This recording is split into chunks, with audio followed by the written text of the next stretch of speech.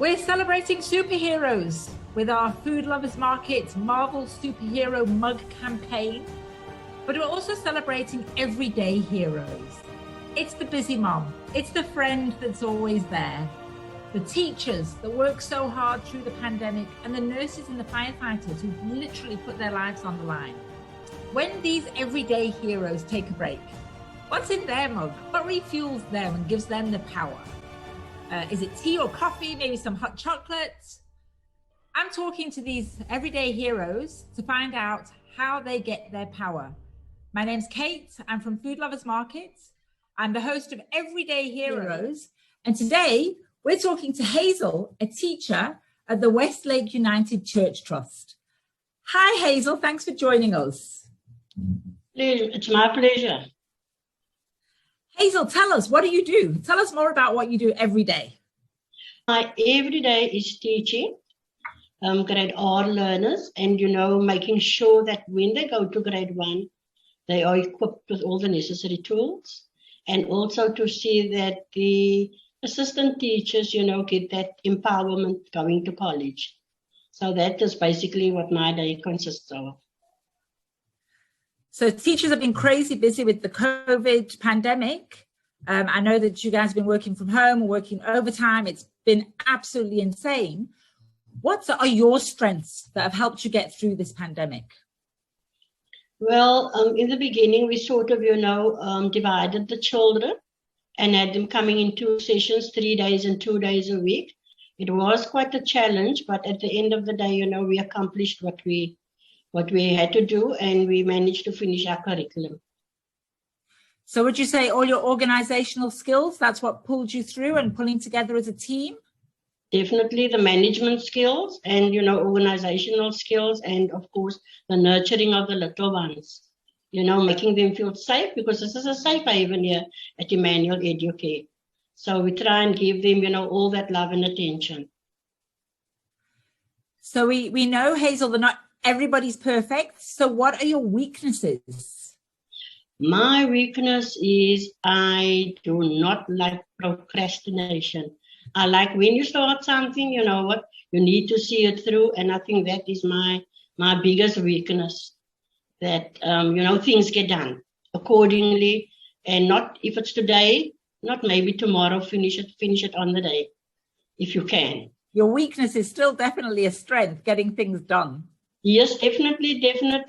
But, in the field that I am, you sort of got to keep that cool and, just manage. Nothing, that is what has brought me through. Hazel, what is the best advice that you've ever received?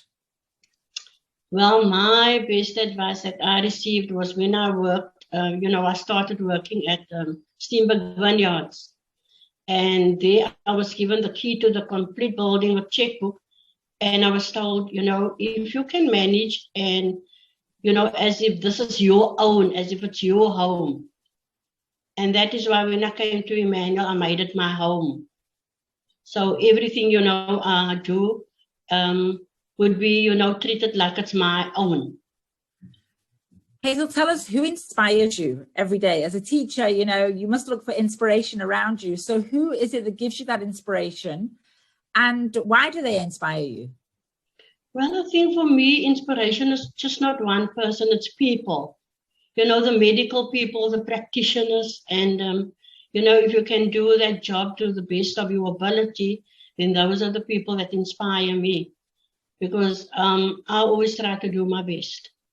So inspiration comes from people in different fields of, of jobs, and that is what inspires me. And people that can fulfill their dream.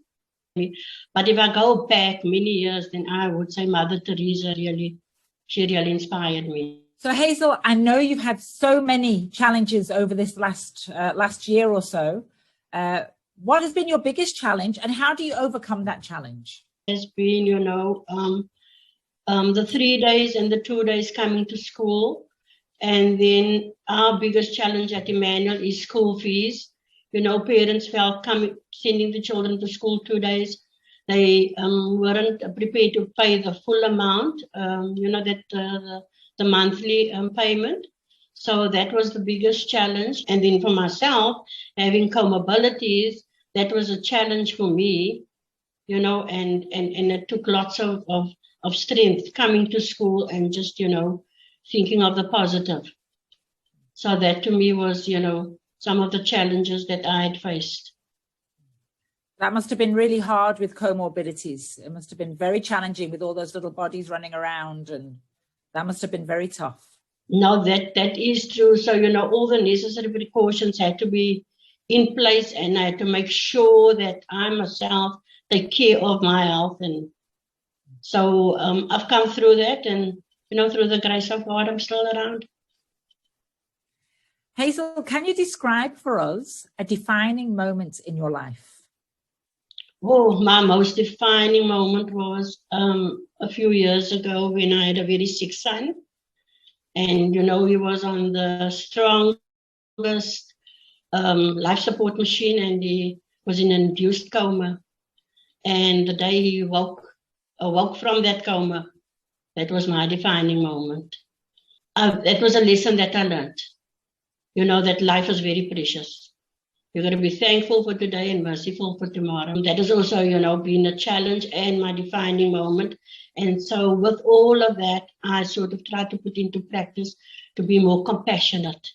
That has taught me, you know, to be more compassionate towards people of any kind, and also with the children. So yeah, that was my defining moment. Wow, I'm really sorry to hear that your son was not well. Is he all better now? No. Through the grace of God, he's you know, he's back at work, and that's why I say it was a defining moment, because at the age of 40, he learned to walk. So for me to see my son at the age of 40 learning to walk as a mother, you know, it took something, but faith brought me through, definitely. What has been your greatest accomplishment? I think my greatest accomplishment has been, you know, being still in a job, working, teaching at my age. I'm 69 years old, so I mean, I think that is an accomplishment to still, you know, be up and running and healthy and being able to dance with the children and get onto their level. So I think that is my, you know, biggest accomplishment, just knowing that the health is still there to do whatever I need to do. Well, you look fantastic for 69. How long have you been a teacher? Oh, goodness me.